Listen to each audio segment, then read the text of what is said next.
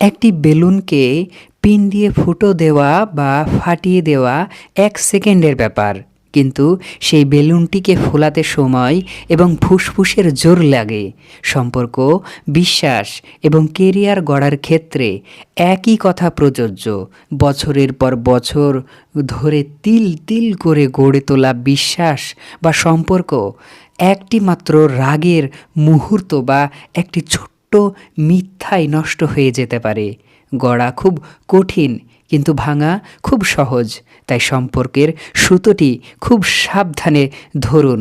অধৈর্য হয়ে এমন কিছু করবেন না যাতে সারা জীবনের অর্জন নিমেষেই নষ্ট হয়ে যায়। আজ 21শে মাঘ 1432 বঙ্গাব্দ, 4 ফেব্রুয়ারি 2026 বুধবার। এই দিনটি সংগ্রাম ও সম্প্রীতির।